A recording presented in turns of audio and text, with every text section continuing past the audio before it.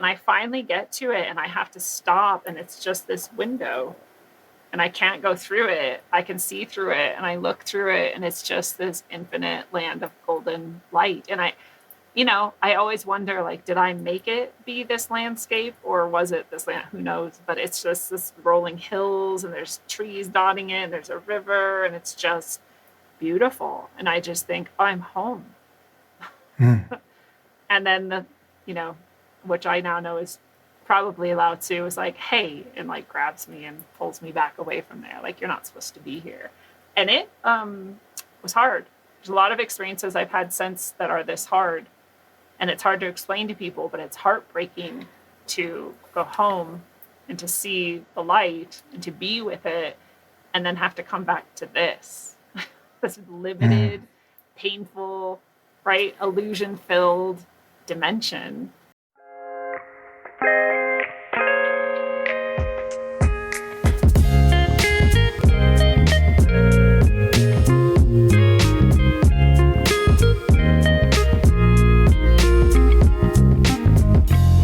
Welcome to a Broaderlands podcast.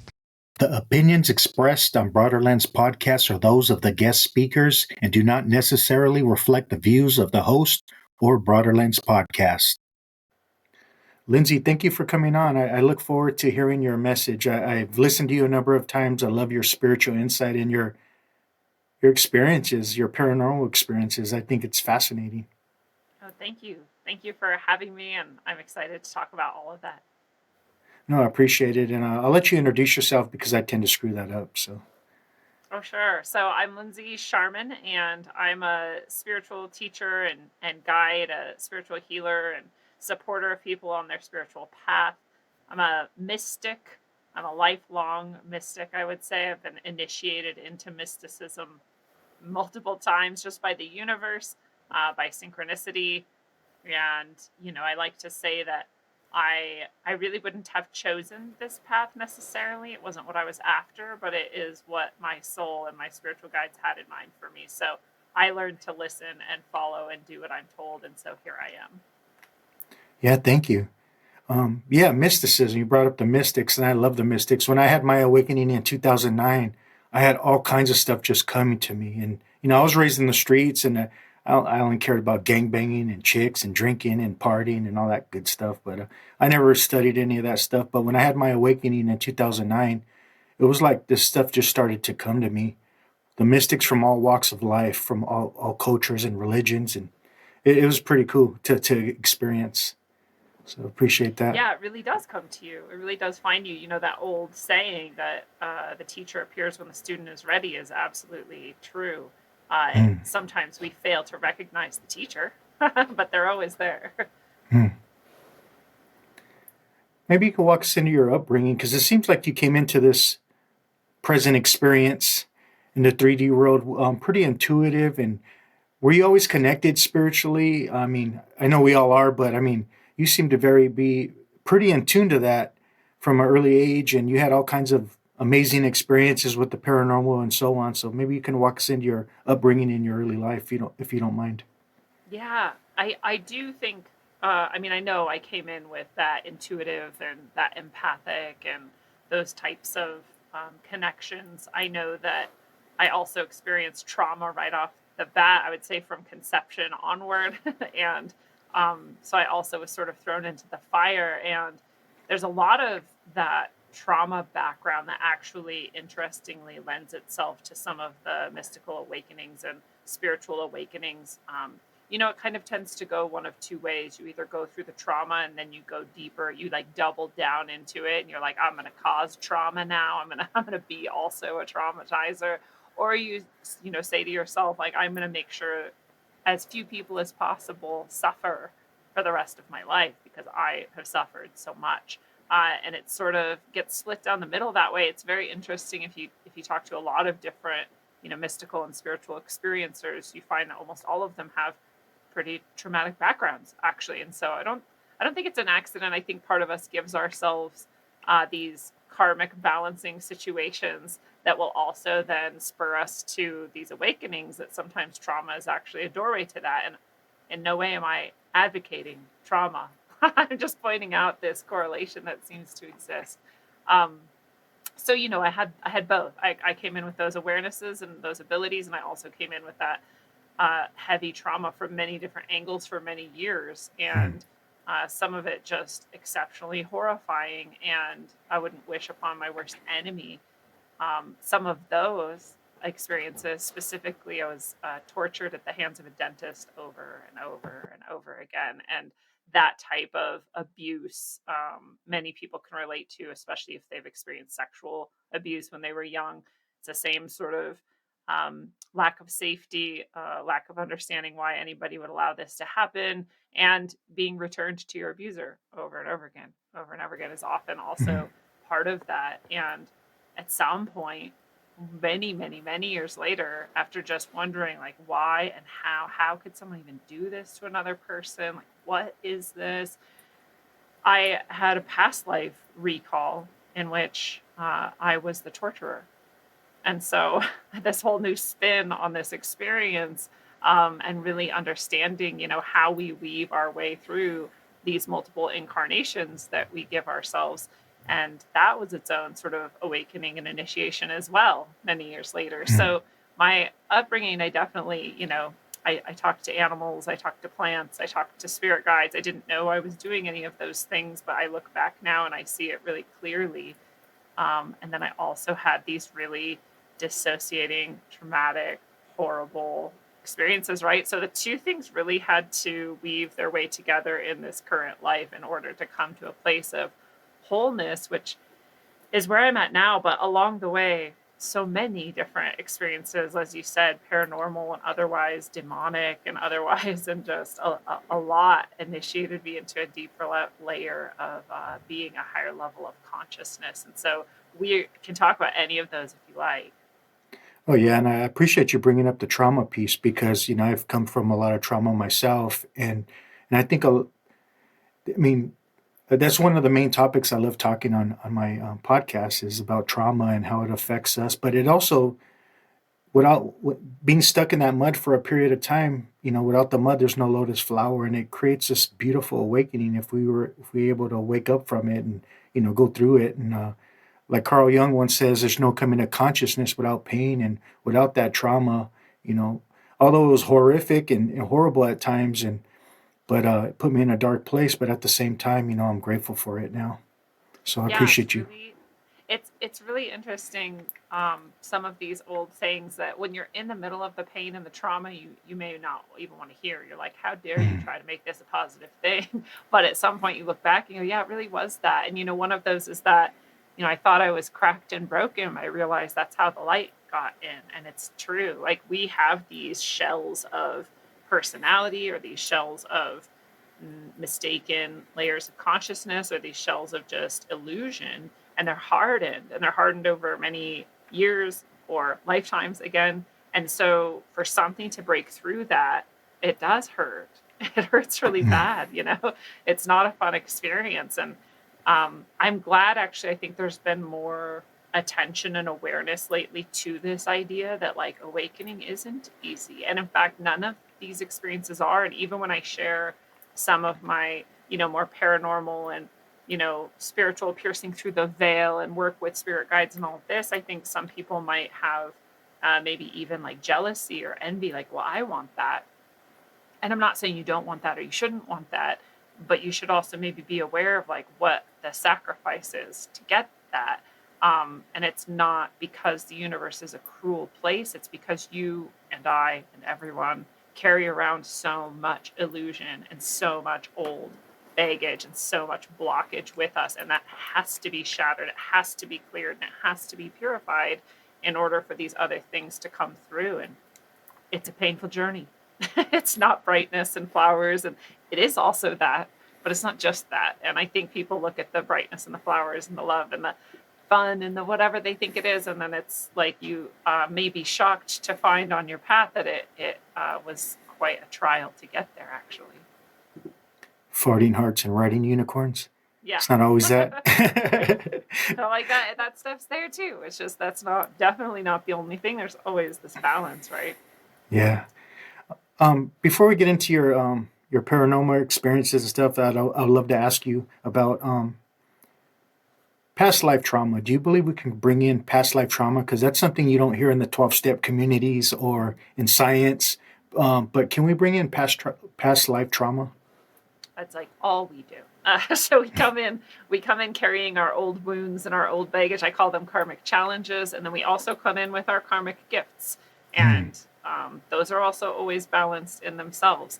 So they always say, God never gives you more than you can handle. Well, like however you want to think of that, like your soul never gives you a lifetime that isn't perfectly suited to deal with your karmic challenges and use your karmic gifts. And that's all we're really all doing here. And that's why I say like everyone's on the path, whether they know it or not. And wherever you're at on your path is exactly where you're supposed to be. And it's perfect, which again is not something you like to hear when you're in a place that you're not enjoying. You're like, this isn't where I want to be. And it's like, well, no. But like you said, right, that's the mud and you're turning into the lotus. So what are you going to do with it? How are you Mm. going to balance those things? How are you going to use the gifts you have in order to dissolve those karmic challenges that you brought in with you? You made all of them yourself, all of them. Nobody ever forced a single bit of karma onto your plate that you didn't choose for yourself. Maybe you didn't know what you were choosing at the time. That happens a lot. And the ignorance is part of what we're also bringing light to and clearing. But we did. We did 100% of it ourselves. And I think this also is one of the most difficult things for most people to accept, and I don't mind wherever people are at with it. I don't mind if people agree with it or disagree with it. I know it because I've lived it and I've learned it through my own direct experience of it, that we are 100% responsible for 100% of our experience. When I was being tortured by that dentist, that is not how I felt. And for years afterwards, that is not how I thought about it. I thought I'm a victim of this predator. And that's true at one layer of reality. And like I said, once I had recall of this past life where I was the torturer, I realized I created this experience myself. I Mm. did this to me. So I can look and see this other body of this man who actually carried this out in this current lifetime. But at a higher level, I did that to him. He did it to, right? We're doing it to each other. Like I did this and the karma came back to me. And so I literally chose it. And it's a hard thing to remember once you know that. Again, whether you know it or not is a different story. Whether anyone experiences it or not is a different story. But once I knew that, it's still hard for me sometimes to look at the suffering I go through in a moment and go, I did this to myself. Mm. Right? I know it's true now, and I still resist it and I still resent it sometimes. And it feels unfair sometimes. But at some level, I just realize it's actually a eloquently beautiful system that is perfect for our growth and healing. Wow, thank you.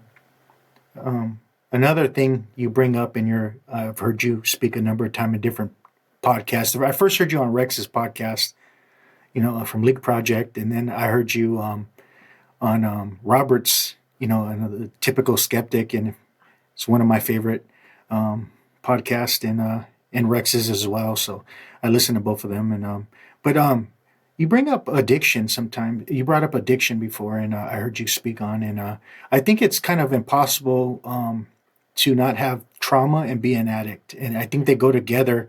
Then you can add a third component, which is an awakening process that a lot of people have that are suffering from trauma, addiction, and then the awakening. Hopefully, for many. Yeah, But do you think that's a key component from becoming an addict?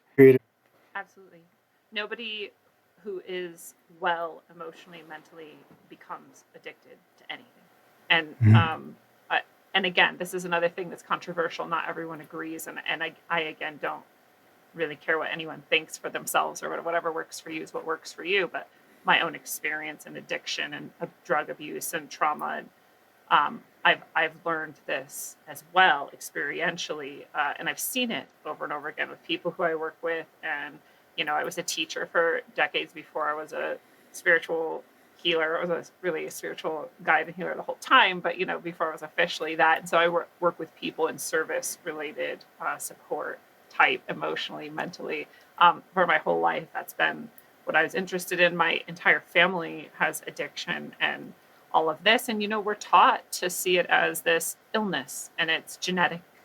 And it's like, well, just like, let's say diabetes and cancer and high blood pressure and all these things tend to be genetic, it doesn't actually mean that your genes are programmed to kill you. It means that your genes have been trained to express in certain ways because of the environment they find themselves in. And addiction is no different. You have the potential for addiction because you've seen it mirrored around you over and over again by these people. It's not because your genes are like, you're going to be an addict. Or they might have certain expressions that support that because of the decades or the generations of people in your lineage who have also done the same. But it's not actually a disease. It is something you have complete control over. Again, you may not feel that way. You feel out of control, but there is something within you that can be healed enough for you to take back that control. And when you're in trauma, when you're in emotional and mental damage, you're not in a place where you're making good choices for yourself. And addiction expresses itself in so many different ways as well, right? There's people who would never be called an addict, but they're addicted to something nonetheless. They're avoiding life with something, right? Sometimes it's watching endless amounts of TV, and that's all you ever do. Well, you're addicted to that. If you stopped doing it, it would be really hard for you not to go back. Your body and your mind and your emotions start to mold themselves to this situation you're creating for it, just like they would with heroin, just like they would with pornography, if that's what you're doing. If you're choosing this thing in order to avoid being present with yourself, then it's an addiction. It's an abuse. I even think the word addiction is no longer really serving us, because what it really is you're abusing yourself. You're abusing yourself by not being present with yourself. You're avoiding truth. You're avoiding, people say like, oh, you're escaping. Sure. That's another way of thinking of it, right? You're escaping reality. A lot of people doing it don't even think they're doing that. But when they stop doing whatever it is that is the addiction, that is the abuse, when they stop doing that, feelings come in, thoughts and memories start coming in, and they're uncomfortable. And they're like, I don't want to deal with this anymore. I want to go back to the thing that was distracting me. And it's true. I see, therefore, that there is one cure to all addictions, and it is healing yourself emotionally and mentally. And 12-step programs can help people do that, and they can also fail to help people do that. There's a lot of different treatment methodologies now that are focused more on the emotional and mental healing. I love the 12 steps for things like the 4th step, right? The 5th step. There's just aspects of this that are self-reflective, self-healing mechanisms that kind of point us in the right direction of that. Sometimes also there's, like, because of long-term abuse, there's physical deficiencies that need to be addressed. And a lot of programs don't address that either. Literal nutrient deficiencies that cause your brain or your genes to express in certain ways or not express in certain ways, and your system to work or not work in certain ways. And those are really important to be addressed as well. But I definitely have never seen addiction or abuse without the trauma, without the mental and emotional illness. Yeah, thank you. Even the co-founders of the 12-step, original Alcoholics Anonymous, both came from childhood trauma. One had the little T traumas, the other one had the big T traumas, and I'm grateful because I had to go. I went through the 12-step communities. I found them early on and helped me to get on a spiritual basis. But after a while, I realized that there was a lot of dogma. You couldn't bring in any new information. Was all established in 1939, and we don't know anything about. Yeah, so the trauma. A lot of old timers are traumaphobic. So I just try to challenge them to be open-minded and continue on. Or if we don't continue to grow, we're going to be a disservice to humanity by staying stuck in some old information from the last century. So, but I am grateful for the 4th step. Yeah, Oh, go ahead. there's a lot to be grateful for in the program, and there's a lot, like you said, that might be better if it could flex and grow a little bit. I also saw a lot of ego tripping, a lot of ego tripping, a lot of like self-indulgent ego tripping, like, here's my story, it's worse than yours, right? Like that kind of thing. That was really disappointing, and a lot of victim mentality, right? A lot of like, well, this happened to me and it could never change, and there's nothing that I could ever be different than this. And it's like, well, I mean, okay, If that's your story about yourself, then it's definitely true. But it doesn't have to be your story about yourself for sure. You could go beyond that if you want to, and when you're ready to, you will, like you did.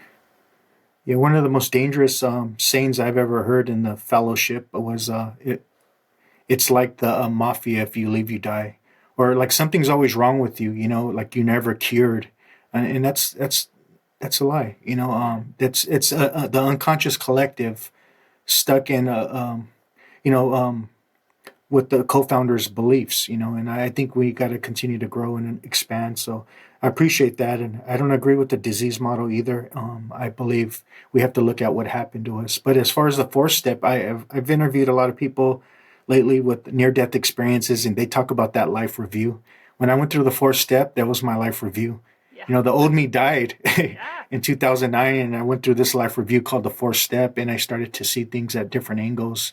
Like Wayne Dyer always says, when you change the way you look at things, the things you look at change. So I started to really question these events that hurt me, these traumatic events, and I don't know. It just awareness is everything, and that awareness shifted something inside me. So I'm grateful Yeah. for that. That's so beautiful. Yeah, I'll also just call out that the first step, right? Was it I admitted that I was powerless. Mm. And I'm like, well, even back then when I was saying it, I was like, am I powerless? Like, I always had this question mark after that. I'm like, well, I guess I have to do this to be in this club or whatever, but I don't actually feel that. I don't actually think that's true. And I guess it is helpful for some people to realize that there is something higher than themselves, right? The source or God or your higher self or whatever, that is the thing that is powerful about you. And so maybe there's like the key to what makes that a beautiful step still. But something in that I always just rejected. I'm like, I am not powerless. I'm the most powerful agent in my life. So I'm very powerful, actually. And that was important for me, at least, to reclaim. Yeah, appreciate that. Yeah, powerless, maybe in a conditioned state of being, but that's not who you really are. That's the phony baloney self. Yes. So you had a lot of paranormal experiences. I was wondering if you wouldn't mind sharing some of that with us. Yeah. And like I said, a lot of them are actually when I was really young that I just didn't know were Hmm. paranormal or different or whatever, and speaking to these other intelligences and things. But the one that really sort of changed my life forever, and broke my life in between like what was before and what was after, was one that I had with a tarot deck, and using this tarot deck and a misuse of tarot Hmm. that invited in a really dark, demonic energy and resulted in poltergeist like and haunting like and sleep paralysis experiences, all of the above and more. I didn't connect all of those things at all for years until this all came to a head one night, one fateful night, and then it finally all clicked together for me, and I saw the world in a completely different way than I ever had before. Um, a little bit of background to that. I did technically grow up Christian, but very loosely. Like no one in my family actually really like cared or talked about it or, but every once in a while we went to church and I liked church. And so I understood that like people had this idea of God and that there was a guy named Jesus, and that people were excited about it. And I got free cookies and that was cool. So that was huge for me. So I didn't really have much more to it. I did end up with a friend whose family really loved me, and they were very fundamentalist Christians. And they would talk about, like, oh, there's demons in the world, and you have to pray to God and Jesus, and otherwise you're not saved, and all this. And I was like, I don't know about all that. That sounds really scary and weird, and those people are weird. I loved them, but that was all like foreign to me. So there's a little bit of that in my mind as well. I went, and actually it was through AA that my sponsor brought a bunch of us girls. We were all, high school, middle school aged girls, and we did a sleepover, a sober sleepover. And my sponsor brought a tarot deck, and she was giving everyone tarot readings. This was my first encounter with tarot. I didn't really know anything about it. I was just sort of watching everyone get their readings, and finally I was the only person left in the sleepover who hadn't got a reading. And everybody's reading seemed kind of fun and like, oh, you're going to meet a guy, or oh, there's going to be money or whatever, just different stuff. I was like, that's kind of cool. So I did my reading. But as she's doing my reading, she's like getting concerned seeming, and she's looking like it's like bothering her. And I'm like, well, what's going on? And she's like, I don't know. I don't know why you're reading so weird. And I'm like, well, what is this? Like, I was just confused, and now I'm getting kind of scared what it was, which at the time I didn't really understand. And now I look back, having been a tarot reader for many decades, and I understand nothing like this has ever happened to anyone I've given thousands of tarot readings and never had anything like this happen. So I understand why it upset her so much. Every single one of my 10 cards that she flipped over was a major arcana card, which are the much less likely cards to appear in reading. There are much less of them in the deck. And they're also the most powerful cards. They're the higher level, deeper significance sort of cards. And so for all 10 to be major arcanas, there is no chance of it's not possible, really, right? Like, I guess technically, obviously it happened, it's possible, but it's not. It's never probably going to happen again. I don't know if it's ever happened. I'm sure it has, but you know what I mean? It's very, very exceptionally rare. So not only that, but every single one of them was reversed. And reversed is, again, it's whether the card comes out reversed or not is 50-50 chance, technically. About half the cards in any given reading are going to be reversed usually. Not always, because it's what it means for you and what's supposed to come through for you, but it's pretty likely. 100% reversal, very rare. So she, by the last card, was just freaking out. She's like, I don't know what's going on with you. I don't know what this reading is. It's crazy. And I was like, okay, I'm scared now, but I don't know what any of this means. So it kind of fascinated me. I wanted to know more. I wanted to be able to understand why it bothered her so much. I wanted to try to figure out what the reading even meant, right? Because she didn't seem to know. So I went out and I got the same deck, actually, eventually. And I started learning about tarot and giving tarot readings. And I had this uncanny ability to just give excellent readings. People would be like, how did you know? And I'd be like, I don't know. That's what the cards seem to be saying, right? And things would just come to me. I would just know, oh, this is this, and this means this, and here's what's going on. It was so clear and easy. And people started coming to me to readings. This is like 8th grade, 9th grade, 10th grade, like pretty young. And people would come to, and by the way, I was also like a drug abuser during this time. So it was a pretty weird combo to be like smoking crystal meth, but also giving tarot readings. That's just who I was.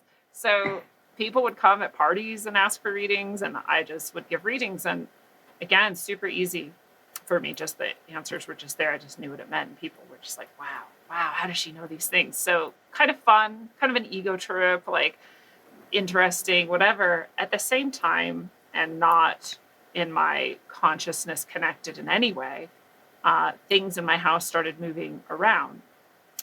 In front of me, only ever when I was there. It wasn't happening to anyone else in my household. I have a brother, a sister, my mom, my grandma lived with us. None of them had any weird experiences as far as I knew. And everyone was very busy and distracted and traumatized themselves too. So I don't know if anyone even noticed when I would be like, hey, are things flying in front of you? And then no, you weirdo. And then just walk off, right? So no one else is experiencing this, but I also, and this is maybe hard for people to understand, how things can literally fall off shelves in front of me and fly across my path, and me still just be well, it's just some normal explanation for this, because I was a very materialist, logical person. Despite all of my intuition, despite my empathy, despite what I now know are my gifts, those seemed logical and normal to me too. So I just had this, there's a reason why this pedometer jumped off the table and landed in front of me. There's some sort of air pressure switch, or wind, or the cross breeze, or something happened, and it's normal. I look back now and I'm I can't believe I thought that was normal, but I did. The time where I finally had to admit that it wasn't normal was this flashlight fell off the wall from a charging receptacle. And in order to fall off the wall and turn on, it would have had to have this button completely depressed and held in the entire time that you took the plug-in part and flipped it around and lodged it back into the device itself, clicked it shut, then you could depress this button. Then you have to press a separate button to turn the light on. So it fell off the wall and turned on, and I was kind of whatever. And I picked it up and I realized all those things had happened in a moment right in front of me. And I realized something is finally, I had to admit, this isn't even possible, actually. There's no way something could have done all of those things in 1 second as this is falling off the wall. And it freaked me out, because I had to recognize that truth. And I dropped it and ran out the door and just left the house. So I was I don't know what's happening. And I don't know how to explain to myself, and it scared me. And then I started putting together, I was like, well, all these other things then too might be weird. Maybe it is weird that the pedometer flew off the table and landed in front of me. Maybe it is weird that this other thing fell. Maybe it is weird that that other thing happened. Maybe something's going on in my house. And then I had to start just trying to figure out, like, well, what is that then? And in my head, I'm like, maybe ghosts are real. Maybe when people die, there really is like a soul or something. Again, I was a very materialist, logical person at this point. So maybe there really is something that exists afterwards. And so maybe there's a ghost in our house. My father died when I was 11. And I was like 13 or so, 14 or so, 15 or so, as all this is starting to happen and progress. So I thought, like, maybe it's my dad trying to say hi or something. So I had some of these ideas start to come up. So had been kind of scared, but I was like, well, I obviously have to live in my house. I'm going to go home eventually. And things weren't happening so constantly or consistently that it was just always in my face. At the same time, again, not connected by me at all, I was having sleep paralysis. And I didn't know that it was even called that. I didn't, this is like 1996. Like, there's no internet in my world. It exists in the world, but I don't have it. Even if I had it, I wouldn't have known what to search for. I'm like waking up paralyzed and terrified, like I wouldn't have known. And so I just would tell a few people, because it was crazy to me and it sounded weird to me. Like, do you ever wake up just terrified and unable to move? And it's not something you necessarily just share with people. So I didn't know what it was. It happened more and more and more frequently over the years, and nothing ever really happened. It was just scary. I'd just wake up, I would just be paralyzed. And eventually I learned that if I could move one finger, I would be able to move. And so, I had these mantras. I had gone to a sweat lodge. We have some Native American heritage, and it was another sober experience. I got invited by an AA person to a sweat lodge, and the woman there taught me to use mantras when it happened. So I had some mantras I would use, like, I'm okay, I'm safe, everything's fine. I'm okay, I'm safe, everything's fine. I would just tell myself that, calm myself down, and finally be able to move again. And that's how I dealt with it. So all three of these things are happening at the same time. Tarot readings, better and better and better. Poltergeist activity, more and more extreme. Sleep paralysis, more and more frequent. Did not connect any of them. One night, I'm sitting there and I'm playing Minesweeper or something on the computer. My dog is sitting underneath me on the desk, and he's my constant companion and best friend. And I start to feel like That's someone awesome. is watching us, and no one's in the house. I'm there alone. But it's a strong feeling. And I literally am like looking behind me. I'm like, is someone here? And I didn't know it. Like, is one of my brother and my sister here? Is my mom actually not at work? Like, no, nobody's here. But I kept feeling this, and it started to start feeling menacing. Like it's not just someone staring at me, but it's someone who like may want to do me harm. And I'm like, this is just a weird feeling. We all know that sort of feeling, someone looking at you, but also, why do I feel like it's negative? Like, I've never really had that feeling before, except when there's a bad person around, it, right? And then I'm like, well, whatever, I'm just being crazy. And there's no one here. Like, obviously, it was such a persistent feeling. It wouldn't go away. And finally, my dog woke up and he like became alert, and I'm looking at him and the hackles start going up. I've never seen his hackles up. This is like a 12 or 14-year-old dog. Never, ever have I seen his hackles go up in my life. And he starts staring at the exact spot where I'm feeling this menacing feeling from. And he starts growling. Never heard him growl in my life. The happiest, most easygoing dog you've ever met. Never heard him growl, never seen his hackles up, and he's doing both exactly at the spot where I was feeling this from. And I'm like, that is, something's there then. Dogs don't just do this after years of nothing and just suddenly start growling. And so I, again, run. I didn't have a way to leave the house, so I instead just got under my blankets. This is an eternal space of safety, right? And my dog's in the room with me, and that was sort of it. That feeling dissipated, and you start to tell yourself, like, well, you're just kind of crazy, and maybe I was so anxious that like it made him anxious. But I'm like, well, I've been through trauma in front of him, and he hasn't acted that way. So again, in retrospect, I can discount that theory, but at the time it made me feel better to have this idea of like what it was. some part of me is starting to wonder, like, is there actually something and that's what's moving things around, and like there's something going on, and is it a ghost? I don't know. I'm not even sure if any of these things are real. You're much more likely to doubt yourself in these types of experiences than anything else. Mm. Maybe unless you have like a strong background, but again, pre-internet, I don't have a background in any of this stuff. So I very shortly after that, if it wasn't that night, it was the next night or the night after, I go to sleep. I wake up, sleep paralysis again, like the 100th time. Who knows what, how many times this has happened. So I'm just like, ho hum, this is just normal now. I'm doing my mantras, waiting to be able to move. But then I feel that same feeling, exact same feeling. Something's staring at me. It's menacing and it wants to do me harm. And I'm like, oh no, like this isn't a good combo. Right? Like neither of these experiences are pleasant, and now they're happening together. I start to feel it coming towards me, like it's not even in the room yet, but I just know it's there, and I don't know what it is. I also realize that this is the first time I've ever had sleep paralysis where I can see everything. I think Mm. for a moment that my eyes are just open, but then I realize, why can I look in any direction? If my eyes were open, I would only be able to look, like left and right, up and down right here in front of me. My head can't move. I can see anything I want to, though. So then I start to be like weirded out. I don't, again, have any words for out of body. I don't have any words for astral projection. I don't have that understanding. So I am doing those things, obviously, but I don't know that at the time. I Mm. can see my room perfectly. It's exactly as my room is. I can hear the TV in the other room. I can hear my dog now scratching at my door and whining, which he doesn't do. He's never done Wow. before. And I'm like, oh no, that's not a good sign either. Like he's worried about something and he's worried about me. And as I'm thinking of that, something moves through the wall and appears.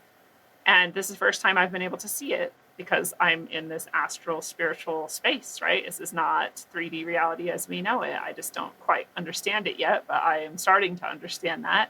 And it is just this cloud of like black plasma mist, Mm. smoke, just moving dark energy, like blacker than black, which is terrifying. I mean, it's like gut wrenching, bone chilling, stops me in my tracks. Like, what is this thing? This is not good. Combine all three of these things, right? You're paralyzed. This thing is horrifying looking and it feels menacing. And it all sort of starts to come together. And I'm like, this is the thing that's been moving things around my house. This is the thing that's feeling menacing. Now I can see it. Like, what is happening? All of this is just racing through my mind as it's sort of coming closer to me. And it just starts turning into a different shape then. And I'm looking and it becomes the shape of this little girl, like a dress, hair, whatever. And it's glowing yellow. And I start going, oh, again, remember Mm. one of my ideas was maybe this is a ghost or maybe this is what. So then I think, oh, it is a ghost. It's a little girl ghost. And it probably just needs help, like getting out of here, like get to heaven or whatever goes on after death. Like, and Yeah. it's been asking me for help this whole time. And I didn't think about like, well, why did it come in as a black pile of plasma? Why does it feel menacing otherwise? Right? Like, didn't think about those things necessarily. I just thought like, well, this little girl needs help and I am chosen to help her, right? She's come to me for help. And that felt very good, right? It's all really quick, but in that moment, there's this little ego trip happening as well. There's also this compassion drain, right? Like you Mm. want to help a little child, whether it's an astral little child or a real little child, like that's what your instinct is. And as I'm thinking, oh, it's just a little girl, it's a ghost, she needs my help, I very, very clearly hear this voice from within me. And it says, that's just what it, not she, what it wants you to think. And I know instantly when I hear it that it's true. It's hard to explain, but you know truth when you hear it, when you feel it, you understand it perfectly. There is no doubt in your mind, right? That's what truth feels like. Mm. So I knew it. It very clearly heard the exact same thing. It also very clearly understood that I was quickly shifting from trust and compassion to don't come near me, having a Mm. boundary. And it was very instantaneously then triggered to like fly directly at me. So now it's coming straight for me, and I understand that it is not a good thing that needs my help, but something else is happening and I have no idea what to do. And this is like a microsecond of time. And I just give up and I just say, God, help me. I mean, like, I don't have any understanding of this or choice, or like, I don't know what to do. And when I said, God, help me, it literally created like a shield around me. I saw it, Wow. I felt it. It was calming in a way. I just knew it was 100%. It was solid. It wasn't, going to fail. And Mm. this thing hit it. It was like a physical experience as far as I could tell, right? Like it Wow. hit that and it couldn't go beyond it. And that also then seemed to enrage it. And it went from this little girl glowing shape to back to that black, horrifying plasma smoke, but also was making this noise that I'm sure was anger at being thwarted, and it sounded like all of the worst things you've ever heard, but compiled somehow into one, like crashing and twisting and burning and screaming and torture, but like in one scream, which was maybe more terrifying than the rest of it, because I just had to sit there behind this shield with that like just right above me, but Mm. screaming at me and listening to that. And now I have time to actually think, and I'm like, I still don't understand what's going on, and I just want this to stop. And I'm still working on just moving one little finger because I'm still in sleep paralysis, and I finally do, and I finally get up and I open my door and my dog is there freaking out because the whole time animals know. I understand Yeah. now. Like he knew the whole time, like this is happening in there to my best friend and I can't stop it. So he's so happy to see me. He's like jumping and trying to, and Mm. I'm running and I go into my mom's room and I get in her bed because my bed wasn't safe. So I Yeah. get under her blankets and hope that I'm safe, and I don't feel safe. And Mm. the rest of the night, I didn't really sleep. If I came close to it at all, I had these horrifying images going through my mind, and I would never describe them to anyone because they're so horrible. But they're things that I never had seen before and never would have imagined. I was not a horror movie watching person, but it was worse than any horror movie that could exist. The types of things that I was seeing over and over and over again in my mind, which was Wow. like its own kind of torture. So I'm just sitting there going, I don't know. I'm clearly insane. I've just gone insane. This is what this is. There's no other explanation, right? And um, and I don't know what to do about it, and I don't know anyone who could possibly help me with it, and I'm not sure about anything anymore, and I don't know what to do. And finally, it's morning, and I get out of my mom's bed, and I have to go to school.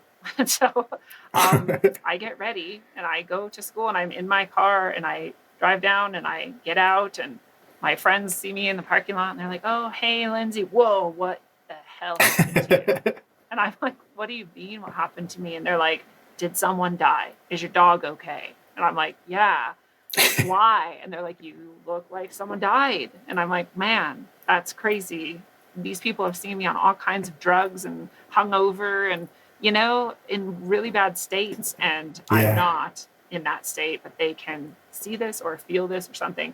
And after like the fourth person did that same thing to me, I was like, I can't go through this day. Like I can't have all my teachers and all my friends all day long just like looking at me and seeing whatever this darkness is that is clearly still attached to me or something. All these same images keep going through my head anytime I have pause. So I finally just thought about it, like who could help me if anyone could help me. And I thought of my friends' parents, those Mm. fundamentalist Christians who were always telling me that demons were real and all this stuff.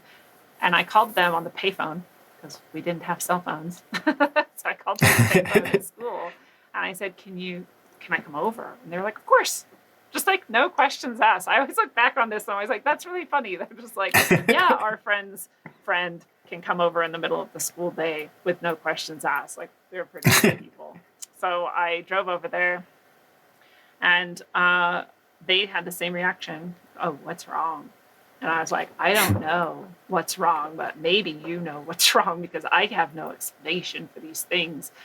And I told them the story and they said, "Oh, you were attacked by a demon." And I was like, honestly, at this point, like, sure, because what else was that, right? Like, I have no ability to comprehend this at all, except in this in this way that you're presenting it to me. I'm like, okay, well, let's say it is that. Like, what do I do? And they're like, oh, it's easy. You pray for Jesus to come into your heart. I was like, cool, let's do it. They're like, that's what you want? I'm like, yeah, like, honestly, like, just whatever it will take to get this out of my head and just off of me and Mm. stop. I can't do this again.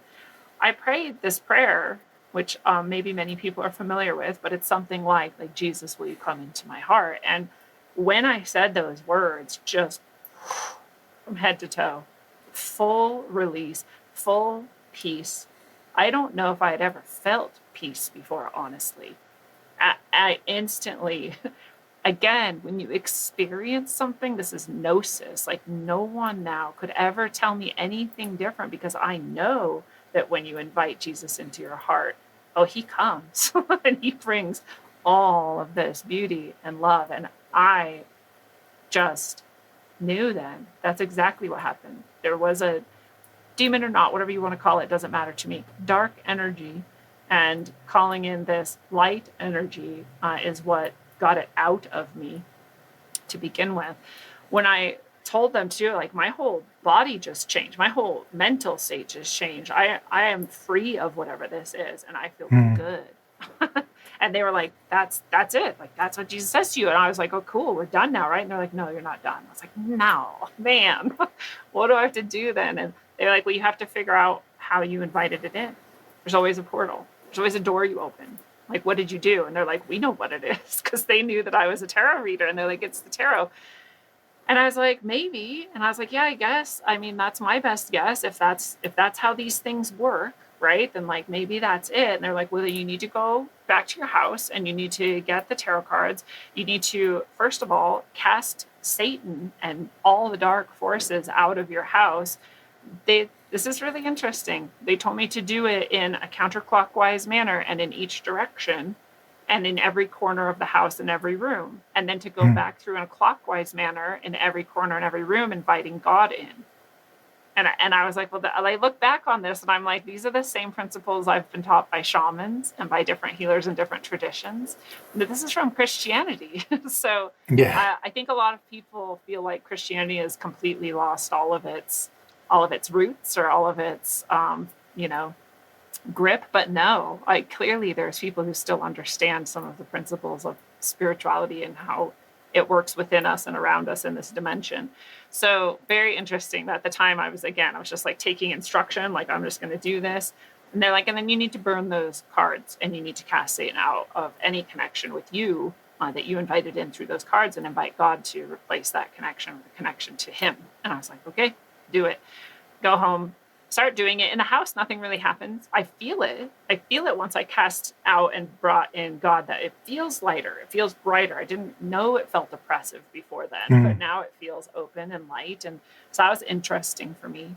I grabbed this deck that I've been using now for years. I go out into the yard. There's a little fire pit we have, and I'm putting it in the fire pit, and I'm trying to light it, and it's not lighting. Every time I light it, like, a wind gust comes. Every time I light it, like, something happens. It's not lighting on fire. It's paper. Like, it should just burn. It's not burning. Then it starts to be like kind of stormy and weird. And I'm like, whatever. I know there's like a lighter fluid or gas or something. I go and grab it from the shed. I come back, I'm pouring it on, and things start like flying off the trees. There's like sticks are breaking and like stuff. And I'm like, man, this is a weird sudden storm. But I look around me and I realize in our neighboring properties, we're just little like half-acre, third-acre properties in this neighborhood. No trees are shaking. There's no wind. It's a clear day. It's just this property that I'm on where things are doing this. And I'm like, oh my God, like, this is like a movie. And I'm like, I just need this to be done. And I light it. The fuel is there. At this time, it burns. I sit there until all of it is ash. I'm like, all of this needs to be gone. It's finally gone. And when it's gone, all the trees stop. There's no storm. Wow. Nothing's flying around. It's a clear, nice day. The whole property feels good. Like, wow, I just had a demonic attack and then cast out the demon and have Jesus and God in my life in like 12-hour period. And all of those things stopped. I have never had sleep paralysis since then.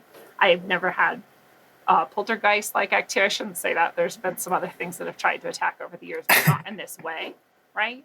And I understand now, and I want everyone to understand this part really clearly, that what invited that in was this misuse of this tarot, which could happen with anything that you would ever do. I invited, and I was taught this by the first reading I got from that woman way back at that sleepover, to invite in a spirit to guide the reading. And when you just leave it open like that, and you don't know what you're inviting, and you have no real intention or clarity about what you're aligning with, it can be this dark and it can be this evil.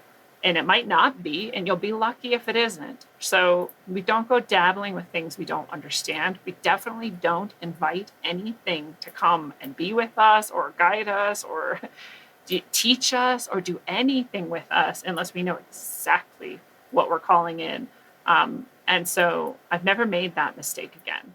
That was a very good lesson to learn, that if you're going to connect with anything, for me, it's going to be through God, it's going to be through Jesus, and anything else is secondary, right? It's going to come through my heart. It's going to come from love and truth, and nothing else is going to come through. I'm very clear now about what it is I'm aligned with and what it is I will and won't connect with and work with, because if not, really bad things can happen. So I do tarot readings again. It took me a long time to understand that it wasn't the tarot. There is nothing that just is evil objectively, right? There's no objects that are just evil. Something has to be created and infused with evil in order for it to be that. Something has to be invited to work through this object in order for it to be a channel to the darkness. And the same has to happen for the light. We call objects consecrated once we've invited God or Jesus or the light, or whatever you want to call what's good, true, and beautiful into this object, right? Holy water and the like. And we can do the exact same with the darkness. So I learned that tarot isn't evil in itself, just like nothing is. And I use it now for the light and with God and with Jesus. And I'm a channel for that truth and that goodness, as well as through everything else that I do in life. I've offered myself up to God and the light and Jesus and heaven and the angels to do with me what they will, because I've learned again that is, oh, what else is there, right? After experiences like that, you're like, okay, well, there's sides here. There's maybe some even saying, I believe, a war going on and has been going on forever. And I've picked the right side, I believe. That's awesome. Thank you for that experience. I had a couple questions that came up when you were talking. One of them is, you think you were more inviting? For one, inviting something you're unaware of, not knowing what you're doing, but having unresolved trauma and being in a lower vibration or frequency that might be delicious to what some of the Buddhists may call a hungry ghost. It seems like there are these entities that suck up our energy when we're in a lower vibration. Yes. Like Yogananda once says, nothing could touch you if you inwardly love God. And I heard that in your experience as well. Absolutely.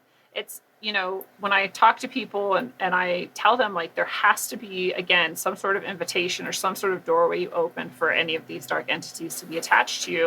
Well, sometimes that is trauma, right? And sometimes it is the thing we retreated into when we were in the trauma. Or, if you think about maybe even like multiple personalities or dissociative identity disorder, that's part of why people create those other personalities, right? It's like, I'm going to hide behind this one, right? And some of that can be, so there's always something that invited it in. But another way to think about it is, it cannot connect with you or attach to you unless it has something of the exact same vibration as itself in you already. If you are healed enough, bright enough, pure enough, none of those things could do what they did to me there. But I had plenty of darkness to go off of, right? And so over the years, I've had further sort of exorcisms or soul retrievals or whatever you want to call it, in order to release even more of that darkness. So you only experience what is already within you. And that, again, goes back to that sort of karma idea, and that nothing is happening that you didn't choose or create yourself, which is, again, is really hard for people when they're feeling victimized by it. In that moment, if you would have told me that I had something in me that was equivalent to this demonic energy that was so dark and horrible, I would have been like, what are you talking? I'm a victim here. And it felt true and it seemed true. And now I know better, but I also know that that's hard to take sometimes. What's really necessary to understand about it is really that the more you are creating the light within you and around you, choosing it over and over again, healing whatever comes up that is not the brightest aspect of yourself, and transforming that and letting go of what no longer serves you, the more you're doing that, the less you're going to have any of these even possibilities of those things being around, if that made sense.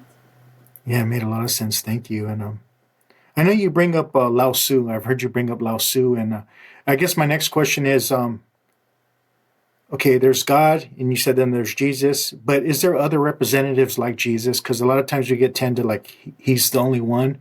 You have to Yeah. go through Jesus, but there's Lao Tzu, there's the Buddha, people from other cultures. Are these representatives of the light, Yes. or the I Hindus call don't them think, avatars? yeah, or masters, right? Yeah, Master masters. Jesus. Yeah, yeah. um, I do. I think any of the beings that you might call ascended masters, or you know, the generals of the light, or however you Mm. like to think about it. I don't think you have to go through Jesus. I don't. I do call myself a Christian because Jesus is my favorite. He's my first, right? And he is the most powerful um, experience of the light that I had early on, like that. Uh, so I love him, and I always suggest him to people if they want someone to connect with and believe in, who will be there no matter what, just at the drop of his name. Like Jesus is a great one. But yeah, there's a lot of others, and I've actually learned over time that Lao Tzu is one of my personal spiritual guides, and feels exactly the same as Jesus to me.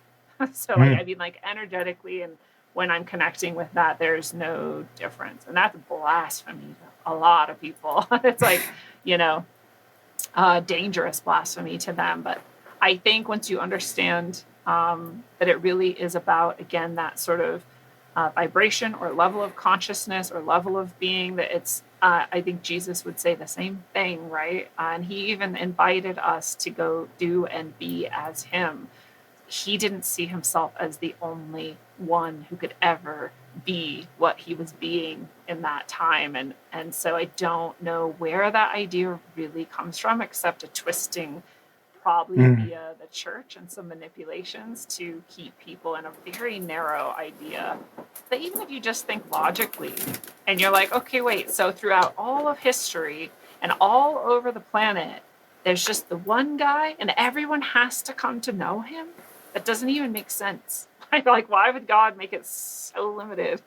It doesn't make sense to me. So I went through a very fundamentalist phase right after that demonic experience for very obvious reasons. Yeah. But eventually I'm lucky, my reason and my ability to know myself won out, and guided me towards a better, I think, understanding of what's actually going on. Yeah, thank you. Yeah, I consider them spiritual masters or Jedi masters, and they Oh, tapped yeah. into universal consciousness and their representatives. I like how you said generals, Yeah. of the light. Have you Even ever for the read this elders book, serve. Which book is it? No. Jesus and Lao Tzu? They're Oh, parallel so awesome. sayings. Wayne Dyer, I heard him talk about this, and I got it a long time ago. But it's actually, I think you would really like this book. Yeah, Yeah, that sounds really great.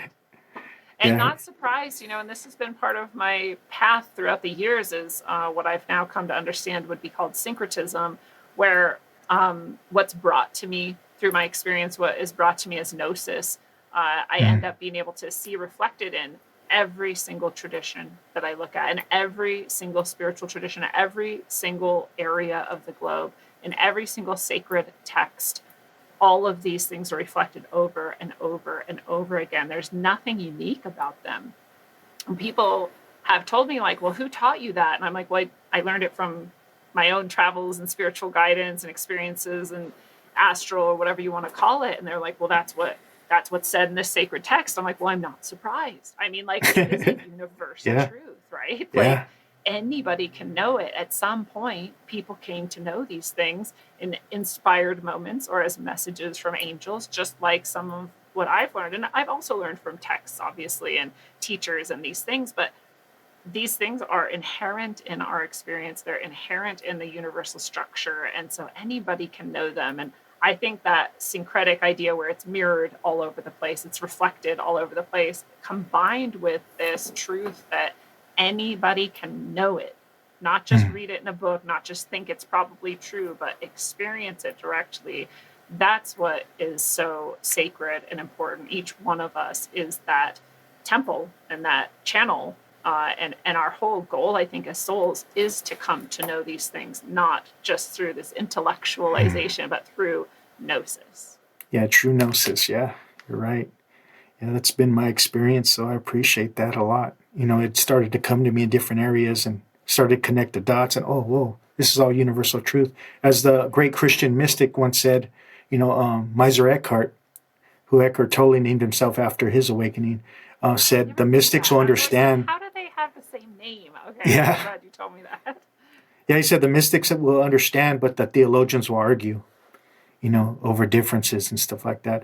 Really quick before we go, would you touch on looking through the window? Because I love that experience you had. Yeah.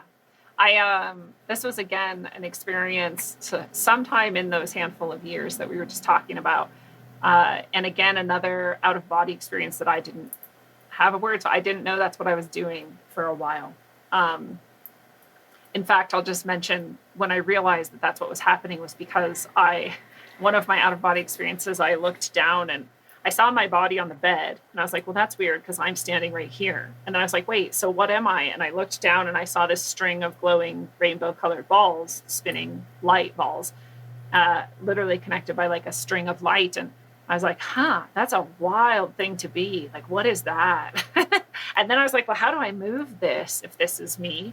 And that went into this whole chaotic twirling through the universe thing where I couldn't stop myself because I didn't understand how to move, which is also hilarious. And I came back to my body, whatever. Eventually, at some point, I came to someone's house and they had a picture on the wall of someone meditating with this rainbow colored light balls going up through them. And I was like, what is this? And they're like, it's a picture. And I was like, no, but like, what is this? What are these balls? What is this person doing?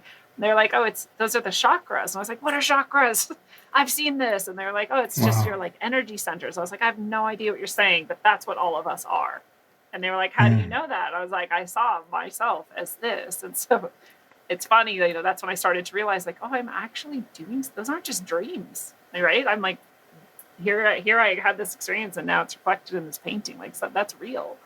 So I had to start to understand that, come to terms with that. But this experience, I went out of body without knowing it. And I was in this infinite darkness, which sounds terrifying, but it wasn't.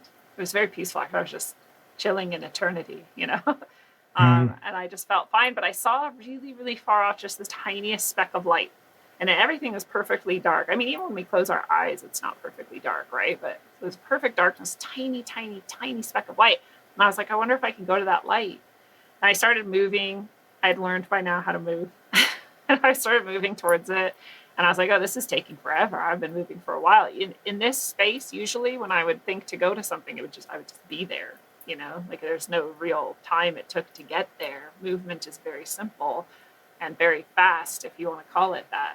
So I was like, how am I not getting to this light as I'm staring at it? And so I start rushing like faster and faster and faster. And I'm like, I've never even gone this fast in this realm that I'm in, this out of body space that I still didn't have a name for. And it's slowly becoming larger, slowly becoming larger. And I'm just like, this is taking forever. And then I realized something is coming after me, which also sounds terrifying, but it wasn't. I understood it was not like going to hurt me, but it was going to stop me. I wasn't Mm. supposed to be going where I was going, obviously. And so I'm rushing faster and faster, even that I'm like, I'm going to get to this light. It's getting bigger and bigger. Finally, it's starting to like resolve towards me. And I start seeing it's just like so bright. It's the brightest. It's hard to even explain because in this 3D space, there is nothing. It's brighter than the sun, but it doesn't burn your eyes. It's just, and I think part of that is because you feel it too. Like it is like purity. It's beyond description. It's truly ineffable. But I'm like excited. I'm like, oh, I love whatever this is. This is awesome. I'm like rush towards it and I finally get to it and I have to stop and it's just this window and I can't go through it. I can see through it and I look through it and it's just this infinite land of golden light. And I always wonder, like, did I make it be this landscape or was it this land? Who knows? But it's just this rolling hills and there's trees dotting it and there's a river and it's just beautiful. And I just think, oh, I'm home. Mm. And then which I now know is probably Lao Tzu, is like, hey, and like grabs me and pulls me back away from there. Like, you're not supposed to be here. And it was hard. There's a lot of experiences I've had since that are this hard. And it's hard to explain to people, but it's heartbreaking to go home and to see the light and to be with it and then have to come back to this. This limited, painful, right, illusion-filled dimension is so disappointing. That light, just that was my first brush with it. And I wasn't even in it. I was just at it. I was at the boundary of it, right? And that I was like obsessed for a little while. I would draw it. I still have some of the drawings of it. I would try to tell people, like, I saw the window in my dream. I mean, they don't care. It's just like any dream. People are like, yeah, what a weird dream. But I'm like, no, you don't get it. It's like really important. But it's sad to come back. And I, at times in my life, have found myself very depressed. And I'll say things like, I want to go home. And that's what I'm talking about. It's that place, right? And this is, I have since understood, it's where we go when we die. It's where we come from when we're born. It really is our home, beyond homes. And it's a beautiful, beautiful energy. So that was my first brush with it. And we're all still connected to that, obviously. And there is that sort of like, oh, you're not supposed to go there. It's not like you can't. If you die, you will. But you have very specific time that you're supposed to go back there. And that wasn't my time. So I did have to come back. Yeah, I appreciate that. Yeah, it kind of reminded me of the Ram Dass quote, we're all just walking each other home. It's so true. It's so true. We're all on that path. We're all walking it. We're all going back home over and over and over again. And we're all here together. Yeah, I appreciate you. I appreciate you coming on. Thank you for sharing your experiences and your insights. Thank you for having me. And I would love to share with people as well if they want to come to rogueways.org. That is my site, and that is where all of my one-on-one offerings are. My books are there. I have some channeled source inspirational books there. I also have channeled messages on Substack at rogueways.substack.com. And my show is on every podcast platform, every video platform except YouTube. They hate me, I guess, over and over again. They delete my channel. So, but all of those places you can go to connect with me or to find more from me. And thank you so much for having me, for asking such good questions, and for creating this space to let these messages come through. No, thank you. And I'll end it with the Lao Tzu quote. Care about what other people think of you, and you always be their prisoner.